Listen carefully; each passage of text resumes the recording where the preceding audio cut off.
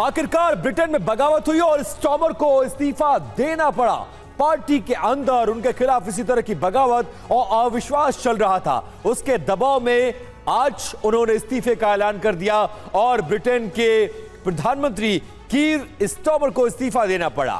कीर Starmer के इस्तीफे की इनसाइड स्टोरी क्या है? क्या कीर स्टॉमर को अपनों ने ही धोखा दिया या फिर ट्रंप की नाराजगी उन पर भारी पड़ गई? और कीर स्टॉमर को हटवाने के पीछे क्या ट्रंप का हाथ है? सवाल यह भी उठ रहे हैं कि ब्रिटेन के पीएम कार्यकाल पूरा क्यों नहीं कर पा रहे हैं।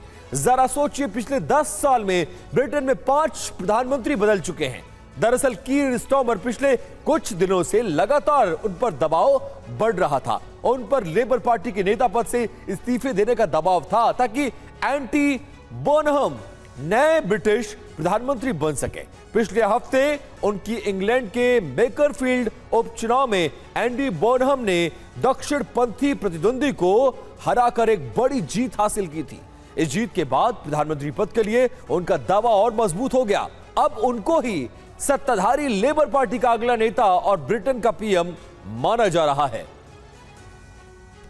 अब ब्रिटिश पीएम कीर स्टॉमर का इस्तीफे का ऐलान हो गया है। पार्टी में बगावत के बाद इस्तीफे का ऐलान किया है।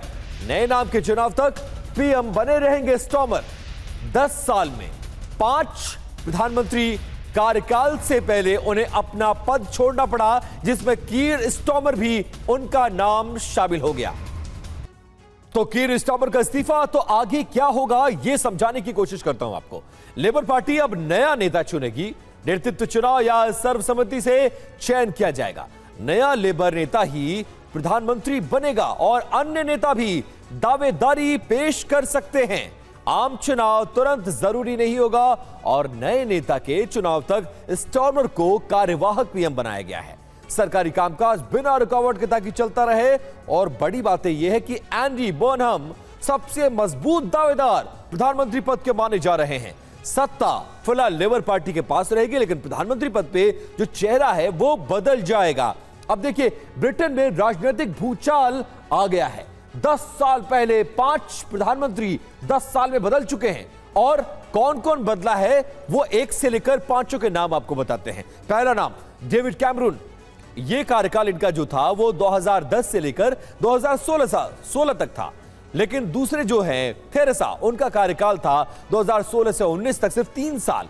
इसके आगे बोरिस जॉनसन रहे, उनका कार्यकाल 2019 से लेकर 22 तक, ये भी सिर्फ 3 साल पूरे कर चुके। इसके बाद लिज ट्रस, इनका कार्यकाल 2022 तक ही थे। फिर ऋषि सुनक आते हैं, इनका कार्यकाल 2022 से लेकर 2024 तक 2 साल। और फिर कीर स्टॉमर, जिनका कार्यकाल 2024 से शुरू हुआ था और वर्तमान तक था, लेकिन अपना कार्यकाल पूरा कर पाते पार्टी में बगावत और उनको प्रधानमंत्री पद को आखिरकार छोड़ना पड़ा।